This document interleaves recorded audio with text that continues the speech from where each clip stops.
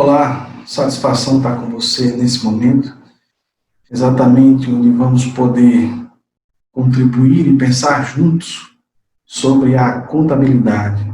Nesse período que ela ganha força, ela se renova, se reinventa, exatamente para atravessar essa condição adversa para a vida de muitas pessoas. Pensar contabilidade, ele nasce nesse sentido, exatamente para contribuir e fortalecer essa ciência fundamental para a vida do homem e para a sociedade no sentido geral. Eu sou o professor Jorge Medeiros, estou fazendo parte dessa equipe que estamos aí preocupados exatamente como vamos atravessar esse momento e como essa ciência ela vai exatamente resolver esses conflitos, porque empresas estão dependendo diretamente disso e a vida das pessoas também estão passando por essa necessidade e podemos contribuir dessa forma. Entretanto, trago para vocês um assunto pertinente, que é exatamente a importância da contabilidade na justiça do trabalho e nas ações previdenciárias. A justiça que passou por tantas situações exatamente de mudanças legislativas, de estruturação ao longo do tempo, e vamos perceber isso um pouco mais à frente, e exatamente eu também quero compartilhar com vocês a experiência que tive, uma experiência fantástica, durante praticamente 2 anos trabalhando dentro da Justiça do Trabalho, em utilizar dessa ciência, a contabilidade, para melhorar a vida das pessoas, dar celeridade aos processos, contribuir de forma significativa no convívio social. A contabilidade ela vai exatamente nesse ponto, ela passa dessa mensuração apenas de valores, desse reconhecimento de operações, mas ela vai atingir diretamente a vida das pessoas. Então, trabalhei nessa área durante 2 anos, diariamente, resolvendo esses conflitos, o que me deu um conhecimento muito grande para poder aqui compartilhar com você exatamente nesse momento. Podemos juntos pensar de forma diferente sobre a contabilidade. Para tanto, eu vou trazer para vocês alguns temas bem interessantes, principalmente sobre a questão da justiça do trabalho, como ocorre o processo da criação da justiça do trabalho e como isso se dá ao longo do tempo. Um outro tema que nós vamos abordar aqui é a contabilidade como ciência social. Não é senso comum, não é parâmetro de pensamento filosófico. É uma ciência e nós vamos ver porque ela é uma ciência. Um outro ponto relevante que nós vamos tratar aqui é a justiça do trabalho e a relação de dependência que ela tem diretamente dessa ciência fantástica que é a ciência contábil. E por último, nós vamos fechar essa apresentação, essa conversa, exatamente com a função social da contabilidade no poder judiciário do Brasil. Então, nós vamos pegar, primeiramente, a justiça do trabalho, depois nós vamos pegar em separado a ciência contábil, depois nós vamos unir isso de uma forma muito simples, muito clara, para que você consiga compreender aí e venha pensar também como essa ciência está impactando diretamente na sociedade e na vida das pessoas. Então, primeiramente, nós precisamos entender que a justiça do trabalho ela tem um marco histórico no ano de 1923, com a criação do Conselho Nacional do Trabalho. Esse seria um marco histórico no Brasil, no sentido de que existe uma institucionalização efetiva de um órgão exatamente para que possa buscar estudar naquele momento as relações de trabalho. Isso não quer dizer que já era um órgão do Poder Judiciário, nós vamos ver mais à frente, mas já eram passos efetivamente para que, diante das demandas que vinham surgindo no final do século XIX, as demandas em relação aos conflitos trabalhistas pudessem ser minimizados no país. É lógico que isso é resultado no processo da consolidação da classe trabalhadora, como falei, que se dá no final do século XIX, o processo de industrialização, que traz muito essa questão dos conflitos trabalhistas. E mesmo depois da criação do Conselho Nacional do Trabalho, né, em 1923, ainda perduram 20 anos de discussão acerca da justiça do trabalho, das relações de trabalho, para que em 1941 efetivamente fosse instituída a justiça do trabalho no Brasil, e em 1943 fosse promulgada a consolidação das leis trabalhistas. Entretanto, esse processo não se dá de 1923 em diante. Né? Existe um aspecto histórico anterior muito importante. Por quê? Porque existia uma raiz escravista no Brasil. A relação de trabalho no Brasil era escrava. Mais de 400 anos aí de escravidão, praticamente. Então, teríamos, assim, uma mudança radical? Não, teríamos um processo, exatamente, de mudança. Então, esse processo de mudança começa a ocorrer já no século XIX, né, onde a família real vem para o Brasil, né, a família real portuguesa vem para o Brasil, em 1808, e ali já existe um chamado trabalho livre, né, só para uma classe privilegiada, né, médicos, advogados, engenheiros, né, os próprios servidores públicos da coroa portuguesa, da administração da coroa portuguesa, e alguns profissionais, mas o resto maciçamente da classe trabalhadora era a classe trabalhadora do modelo escravista, né, que só foi abolido em 13 de maio de 88, com a Lei Áurea, assinada pela Princesa Isabel, né, que é a lei da abolição da escravatura que se dá no Brasil. Entretanto, aí foram, como falei, praticamente aí, né, cerca de 400 anos de escravidão, para começar depois aí 100 anos até a consolidação da lei trabalhista, né, das primeiras normatizações que nós vamos ver, até a consolidação da lei trabalhista, um pouco mais de 100 anos esse processo. Então, muito novo, né, a relação de trabalho nova frente a cerca de 4 séculos no modelo de escravidão no Brasil. Então, as primeiras legislações, elas datam, né, de 1830, com a lei da locação de serviços, que regulava aí a prestação de serviços exercidos por brasileiros e estrangeiros no Brasil. Notem aí que já havia uma organização, uma tentativa de organização, né, de legislar sobre essas relações de trabalho.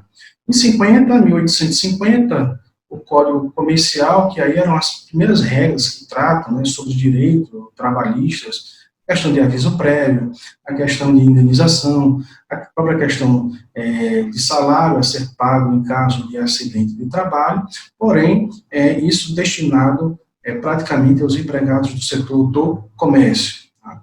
Logicamente que isso veio desencadeando, né, a busca por mais direitos, né, por melhores condições, e em 58 você tem a luta operária, né, e a vitória com a greve dos tipógrafos no Rio de Janeiro, né, que paralisaram as atividades do jornal impresso no Rio de Janeiro, e pararam por cerca de 10 a 12 dias, e para eles pleiteavam aumento de salários, e conseguiram efetivamente esse aumento. Em 79 vem a promulgação da Lei de Locação de Serviços, né, uma nova lei com esse nome de Locação de Serviços, que tratava aí do trabalho rural, exatamente procurando organizar as relações de trabalho entre os produtores rurais e os empregados que estavam nesse setor no Brasil. Novas leis continuaram sendo promulgadas, sendo que no final, né, do século XIX, né, com a industrialização e a mão de obra começa a ser usada de forma maciça, né, por mulheres e crianças, né, sendo utilizada das mulheres e das crianças para compor a mão de obra no Brasil, no processo de industrialização, nota-se que aí a legislação, nesse período, ela não podia, né, vamos dizer assim, ferir diretamente os interesses dessa classe que era, de certa forma, detentora dos meios de produção e, consequentemente, gostava, né, da utilização de uma mão de obra mais voltada para a dimensão escravocrata. Então, para isso, houve essa indignação por parte da classe trabalhadora que pleiteava mais direitos. Então, em 91, o presidente, na época, Marechal Deodoro, né, regulamentou o trabalho de menores de 18 anos, no processo nas fábricas, né, o processo de trabalho nas fábricas, estava institucionalizado. Os movimentos operários aí começam a se destacar de forma veemente no Brasil, em 1903, os movimentos ferroviários no estado de Pernambuco. Em 1909, um outro movimento desse porte acontece no Brasil, e aí a paralisação do setor ferroviário durante 12 dias no país, e eles conseguem os seus pleitos também de aumento de salários e melhores condições. Em 1906 é realizado o primeiro Congresso Operário Brasileiro no Rio de Janeiro, que tratava como preocupação maior o trabalho infantil nas indústrias brasileiras, né, como o uso da força de trabalho nas indústrias. Então, procurava debater sobre a utilização dessa mão de obra, em que condições e como é que isso poderia ser realizado. Para tanto, surgiram os primeiros movimentos, né, anarquistas, socialistas, no Brasil, com aquela ideia de que a classe que produz a riqueza é que deve se apropriar dessa riqueza gerada. Tá? Em 1907, e aí começa, né, algumas incitações. Em 1907, a Lei Adolfo Gordo, né, em homenagem ao deputado que elaborou a lei, é instituída com a expulsão de estrangeiros que perturbassem a ordem. Perturbassem a ordem no sentido de exatamente buscar direitos de uma forma mais, vamos dizer assim, incisiva, violenta, né, ou que paralisasse de forma significativa, enfim, que fosse de uma forma para punir efetivamente aqueles que, os estrangeiros que tivessem ligação com esses movimentos. Em 1917 começam, né, as grandes greves no país, já com toda a ideia, né, da Revolução Russa acontecendo naquele momento, Primeira Guerra Mundial.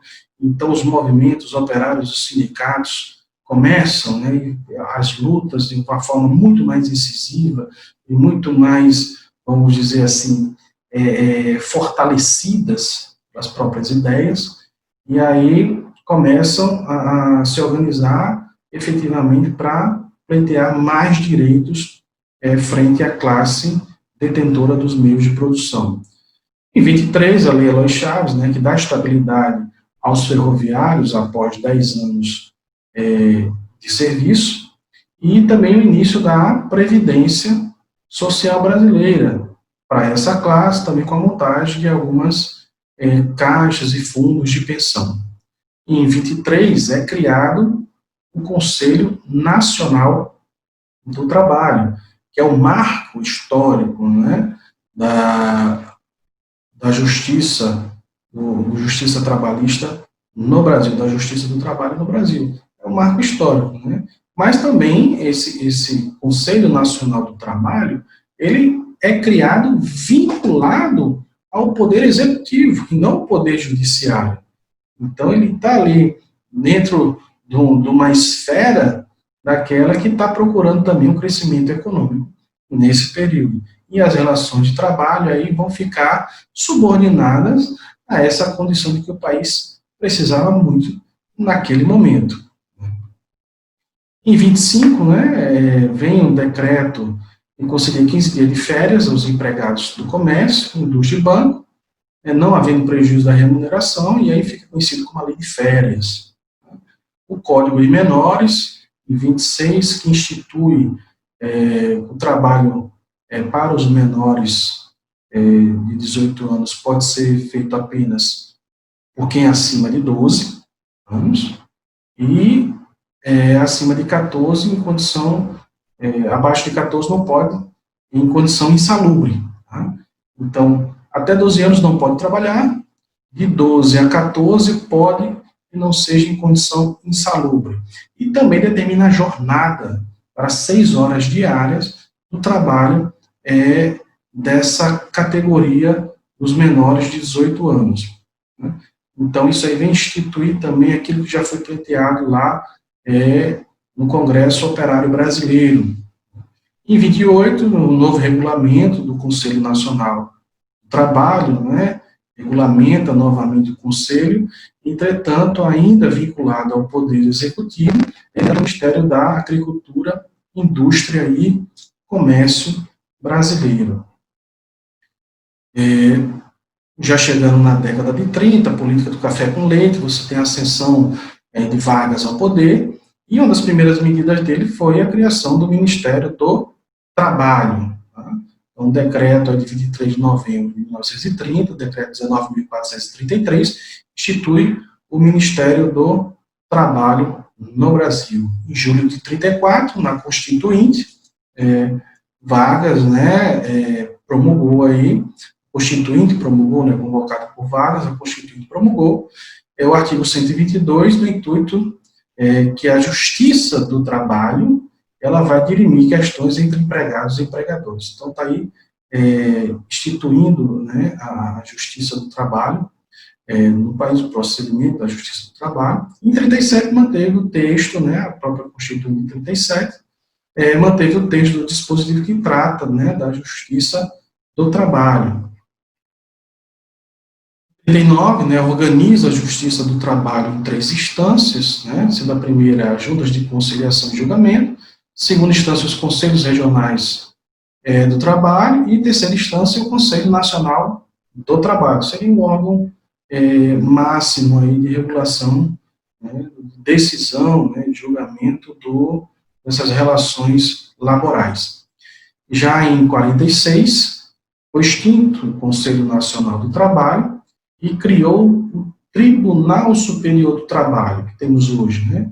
E também isso ocorreu com os conselhos regionais, que passaram a ser os Tribunais Regionais do Trabalho, o que nós temos hoje os TRTs. Então, a Constituição de 46, ela na sua elaboração, integrou, né, a Justiça do Trabalho ao Poder Judiciário, sai do Poder Executivo e fica no Poder Judiciário todas as demandas em relação às questões trabalhistas. A Constituição de 88 manteve, né, a estrutura original da Justiça do Trabalho, nos 3 graus de jurisdição, primeira, segunda e terceira instância, sendo que com aquela composição, juntas de conciliação, tribunais regionais e tribunal superior. Né. Em 99, a emenda constitucional 24, ela extingue, né, a representação de classe, TST passa a ser integrado por 17 ministros, e as juntas de conciliação agora são varas do trabalho. Então, nós temos as varas do trabalho, os tribunais regionais do trabalho e o Tribunal Superior do Trabalho. Essa passa a ser a composição após 1999. Tá? Em relação às leis trabalhistas, né, também sofreu alteração, depois de 43, com a promulgação. Então, sofre a primeira alteração em 2000, com a criação, né, do procedimento sumaríssimo, que são aquelas ações trabalhistas com valores até 40 salários mínimos, e aí passam a ter um rito processual diferente. Em 2004, uma nova alteração, ampliou a competência da Justiça do Trabalho e a composição do TST passa a ter 27 ministros. Tá? Em 2016, uma nova emenda constitucional vem explicitar, né, o TST como órgão do Poder Judiciário e também institui ali os requisitos para o provimento do cargo de ministro. E a última que nós tivemos foi a Lei 13.467, de 2017, sancionada em julho e passou a vigorar em 11 de novembro de 2017, e traz as mudanças da consolidação das leis do trabalho. Então, notem a importância desse momento que surge de 1830 até 1843, várias leis sendo promulgadas exatamente para buscar dar uma condição melhor às demandas que estavam sendo refletidas nesse período em relação às questões trabalhistas. Vimos a Justiça do Trabalho. Agora eu vou apresentar para você a contabilidade. Vamos entrar na contabilidade e depois fazer uma relação entre esses dois parâmetros importantíssimos. Quando a gente entra aqui na questão da contabilidade, temos o primeiro ponto fundamental, que a contabilidade ela é uma ciência. Ela é uma ciência social. Então, por que a contabilidade ela é ciência? Nós temos que ter em mente que não é senso comum, não é uma dimensão filosófica. Ela é ciência porque ela produz conhecimento científico. Ela produz conhecimento capaz de resolver conflitos na sociedade, capaz de resolver problemas. Ela dá respostas efetivas às questões da sociedade. Ela dá resposta efetiva às questões empresariais, às questões humanas. Por isso, é um dos fatores que a contabilidade ela é ciência. E ela produz esse conhecimento a partir de um raciocínio lógico, tá? De experimentação prática, ou seja, é um estudo que é testado, comprovado, analisado e que responde efetivamente às questões da sociedade. Tá? Não parte de um senso comum, não parte de um achismo. Existe condição exatamente para quê? Para que se estabeleça método científico, e que esse método científico ele vai exatamente ter parâmetros técnicos que vão responder e vão resolver conflitos humanos e da sociedade. Veja que interessante, né? Perceba você que não é algo feito de qualquer forma. Não é algo realizado no campo do achismo. Existe experimentação, existe testes, existe comprovações, e só depois consegue responder aos conflitos e às demandas existentes. Por isso que eu falo, ela explica os fenômenos da realidade. Parte de uma necessidade da realidade, busca responder a partir de um conhecimento metodológico, consequentemente vai dar aí uma dimensão técnica e um parâmetro científico para a resposta dessas questões da realidade. E conduz a forma específica de perceber os fenômenos. Não se percebe de qualquer forma. Existe um parâmetro, existe uma forma, até porque se utiliza método. O método é uma forma, é um padrão, é um sistema próprio exatamente de enxergar o fenômeno. E a contabilidade, ela faz isso, por isso que ela está dentro do campo da ciência. E a aplicação, ela reduz o conflito e melhora as relações.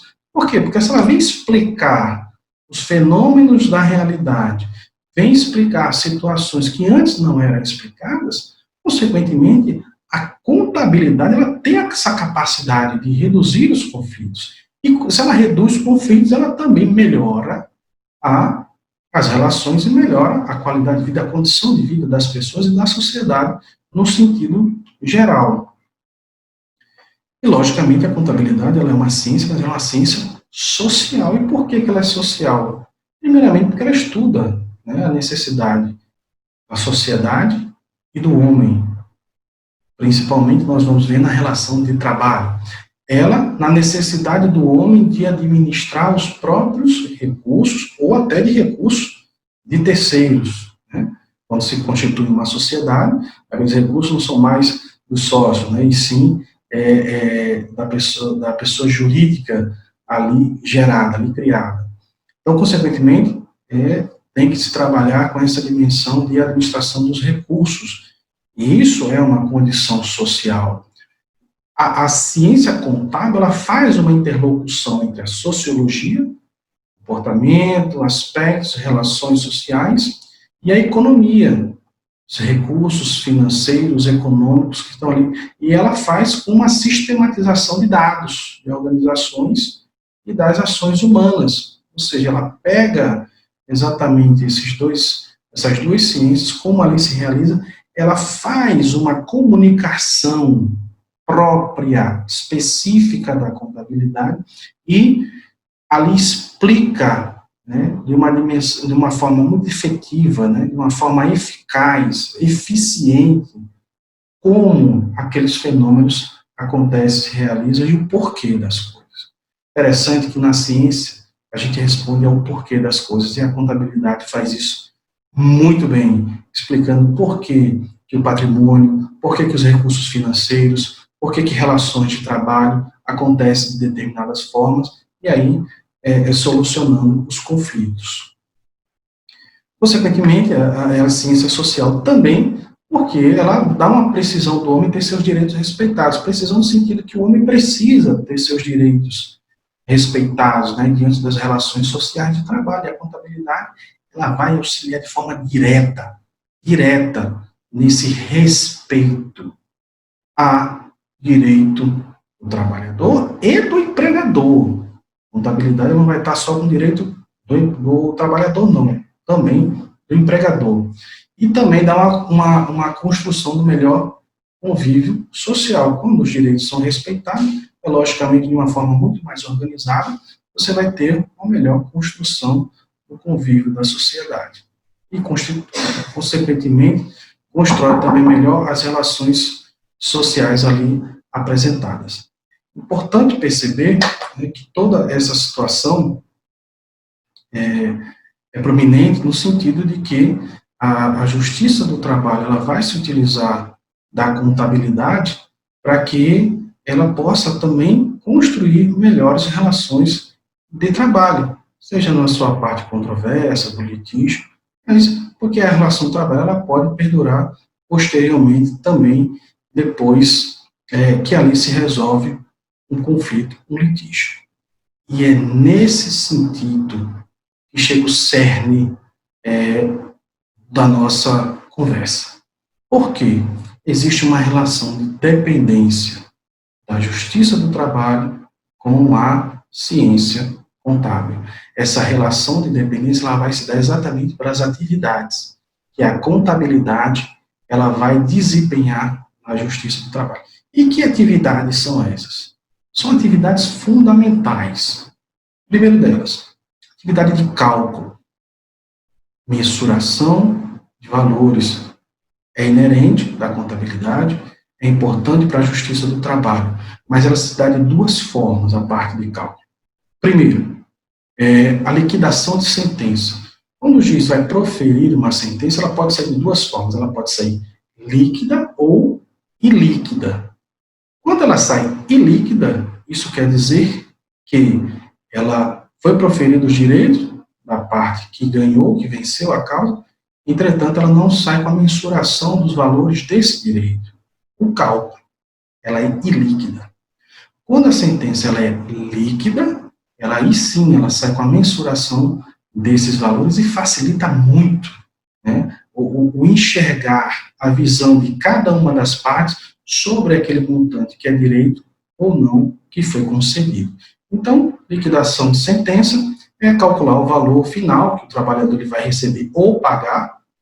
Como eu peguei situações em que o reclamante perdeu, né, foi sucumbente, teve que pagar, né, a representação da reclamada, valores que não foi interpretado, né, entendido pelo juízo como direito, e aí, perdendo essa demanda, ele teve que pagar a representação da parte reclamada, né, em função dessa sentença que o juiz proferiu.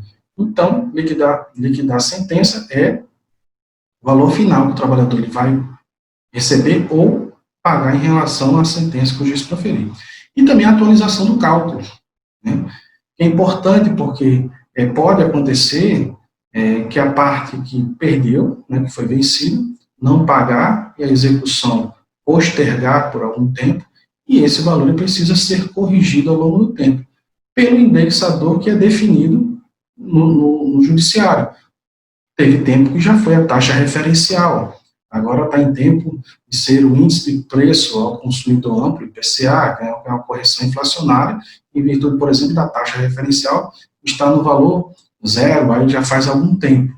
Então, consequentemente, se for aplicar o valor zero, não há correção. Então, a contabilidade ela vai estar totalmente atenta a essas situações, exatamente para garantir o direito, né, e não a perda, nem para aquele que venceu, também para aquele que foi vencido numa ação trabalhista. Então, a parte de cálculo ela é fundamental na atividade da contabilidade na Justiça do Trabalho.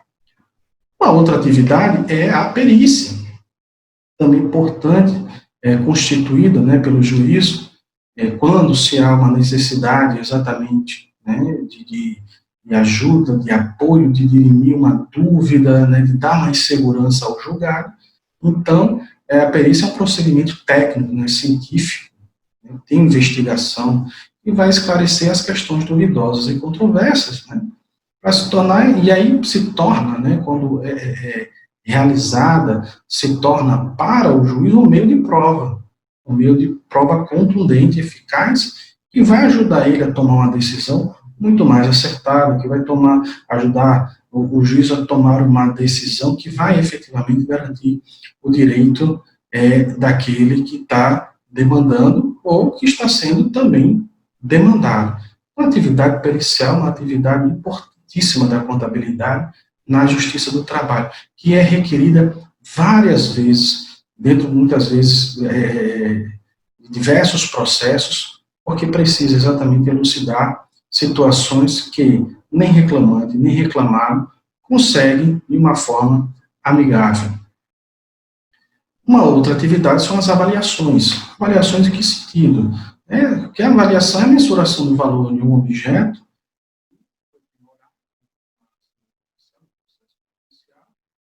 precisa ter a mensuração de um montante, um valor monetário, para que seja garantido o direito do vencido, né, e do que venceu.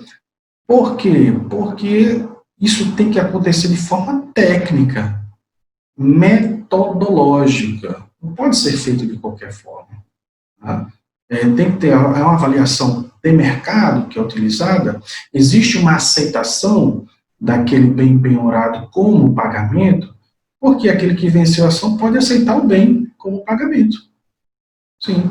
Ou o bem pode ir a leilão para se transformar em valor monetário e, consequentemente, ser repassado para aquele que venceu a ação. Então, para isso, tem que existir uma avaliação, e essa avaliação tem que ser uma avaliação técnica, tem que usar de métodos para que possa não dilapidar o patrimônio daquele que foi vencido e nem, né, deixar receber a menor aquele que venceu a ação. Tá? Então, a avaliação ela é importantíssima e precisa exatamente do conhecimento contábil para a sua realização.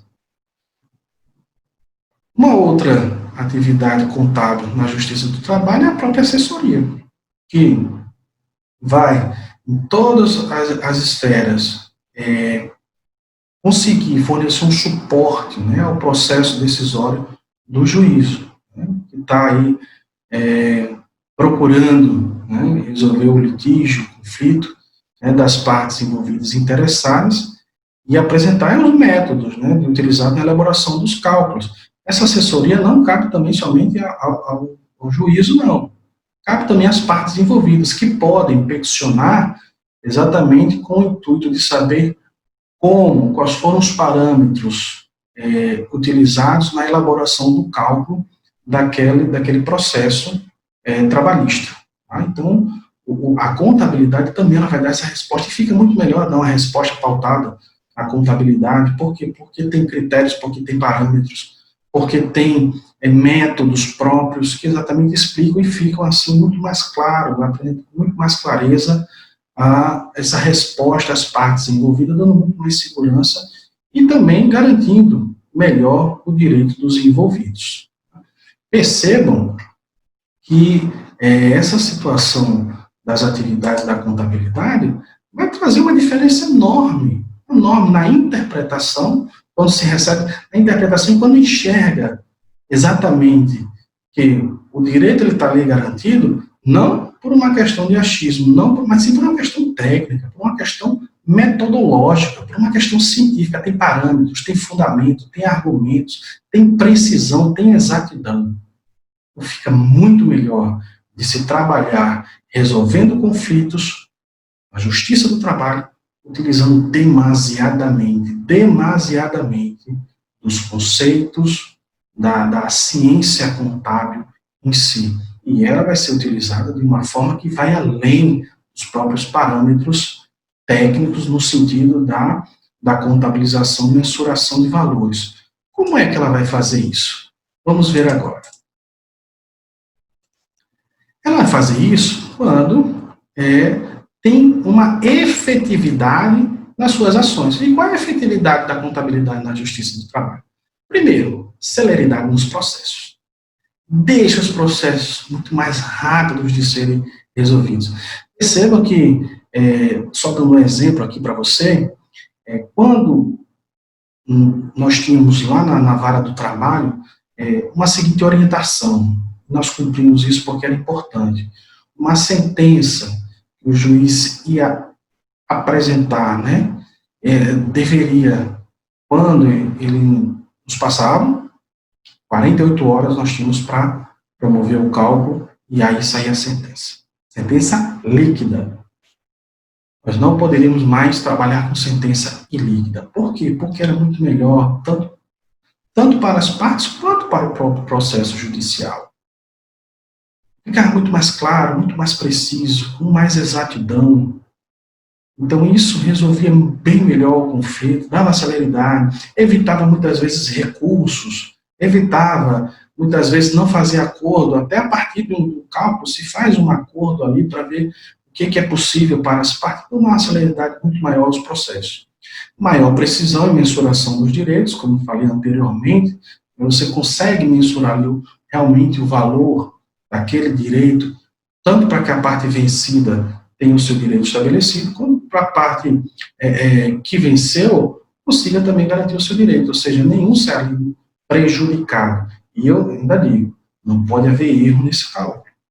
Não pode haver erro. Se houver erro, alguém vai ser privilegiado e outro prejudicado. E a justiça não pode compactuar com isso, muito menos a contabilidade.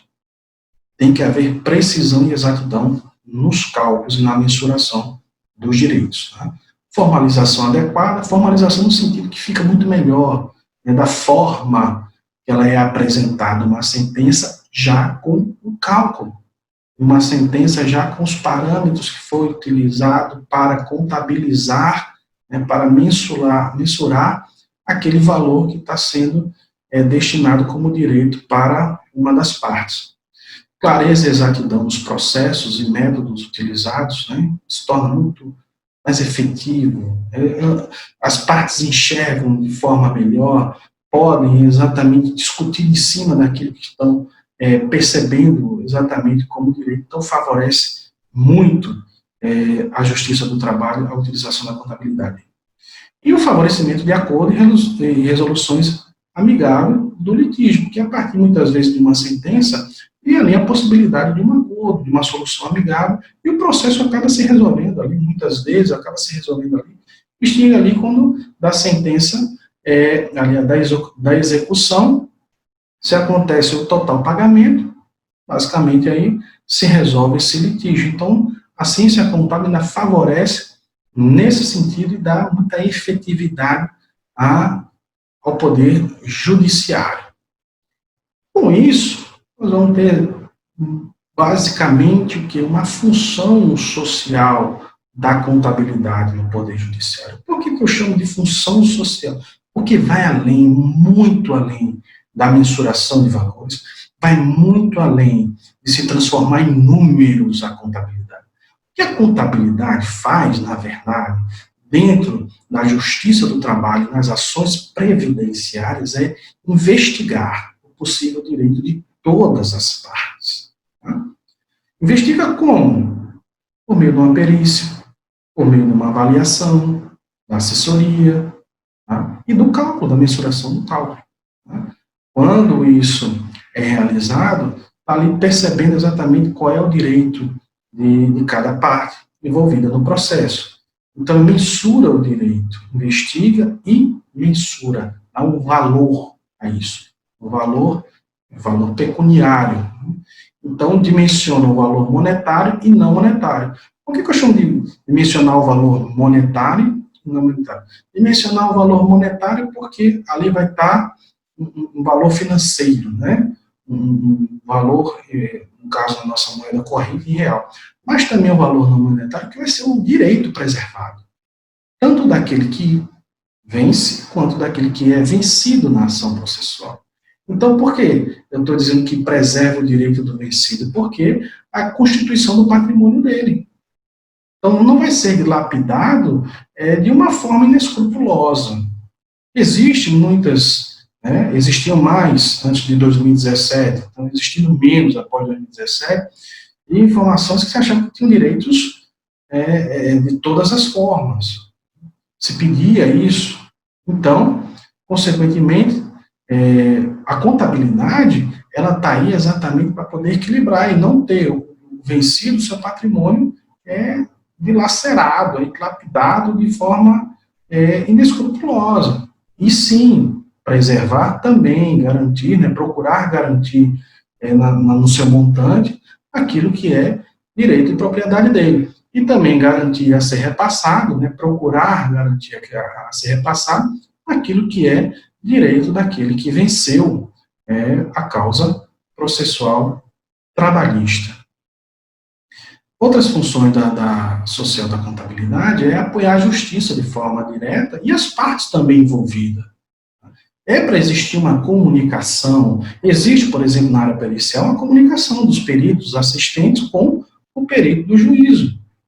Essa comunicação se dá, lógico, de uma forma legal, nos autos do processo, onde ali você se junta os questionamentos que podem ser feitos pelos assistentes técnicos, e que aí o perito do juízo responde esses questionamentos de forma a elucidar melhor aquele litígio. Então, também há essa parte de apoiar a justiça e também as partes envolvidas no processo. Proporcionar de forma científica e técnica uma condição social devida às partes no que se refere às controvérsias. Quando eu digo proporcionar de forma científica e técnica a condição social é garantir aquele direito no sentido de mensurar corretamente o valor que deve ser pago e que deve ser recebido pelas partes no processo judicial trabalhista. A contabilidade, ela formaliza, ela deixa isso muito mais adequado, tá? E gera condições de vida digna aos detentores do direito preservado. Por que gera condição de vida digna? Porque exatamente vai garantir ali aquele valor devido às partes, no âmbito da justiça do trabalho, nas ações previdenciárias, isso aí fica muito preservado quando se tem a mensuração correta dos valores. E essa mensuração correta, ou investigação, avaliação, ela vai ocorrer simplesmente pela utilização da ciência contábil na justiça do trabalho.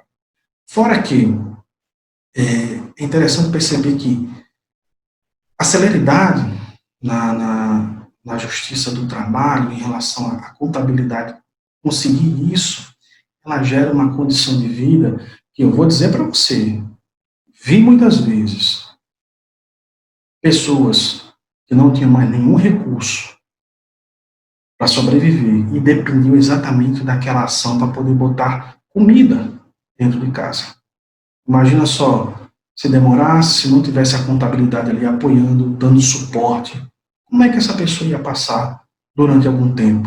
Então, a contabilidade, ela ajuda, por isso que ela tem essa relação, além do apoio no judiciário, ela apoia a sociedade, ela dá um suporte e ela melhora a condição de vida das pessoas. É fantástico o papel da contabilidade no poder judiciário e nas ações previdenciárias. E com isso, fica uma reflexão.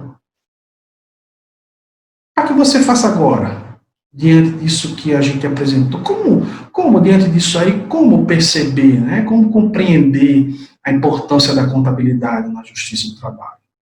Todo aquele processo que se iniciou em 1830, a ruptura do modelo escravocrata, passa por legislações tentando melhorar essas relações de trabalho, institui órgãos próprios para isso.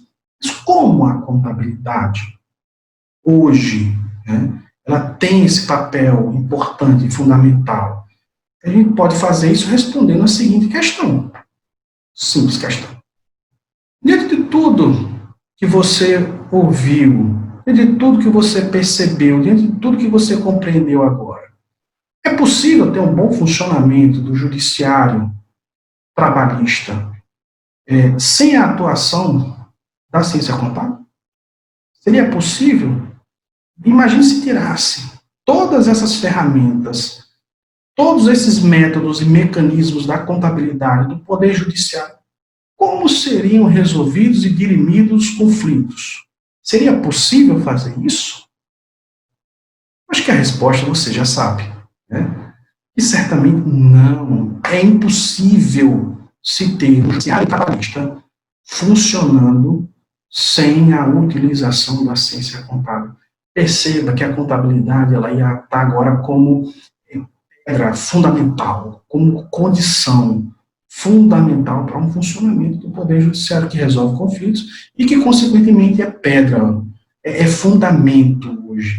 É necessário melhorar e dar uma adequação de vida às pessoas que procuram a justiça do trabalho para demandar as suas ações. Veja a contabilidade, a importância da contabilidade na justiça do trabalho, nas ações previdenciárias. Não tem hoje como funcionar sem a contabilidade. Pense nisso. Você pare para perceber isso, pense se tem como a contabilidade, se tem como o judiciário funcionar sem a contabilidade. Não tem, é inegável isso. E, para tanto, eu coloco para vocês esse pensamento aqui que parte exatamente dessa nossa preocupação de pensar contabilidade diante desses parâmetros, dessa nova visão, dessa nova percepção, né? E coloco para você o seguinte: pensar contabilidade é efetivamente buscar, né, melhorar, buscar de forma real, melhorar a qualidade de vida das pessoas e contribuir com o crescimento e desenvolvimento social e econômico do país. Muito obrigado. Agradeço a você que deu seu tempo, né, que ofereceu seu tempo, e eu sei que você está também preocupado, querendo, buscando pensar a contabilidade. Espero ter contribuído com você nesse caminho, e certamente nós vamos perceber juntos o fundamental papel da contabilidade. Muito obrigado a você, que você possa exatamente entender que o judiciário não funciona sem a contabilidade e que a contabilidade hoje é fundamental no convívio da sociedade e na melhora da qualidade de vida das pessoas.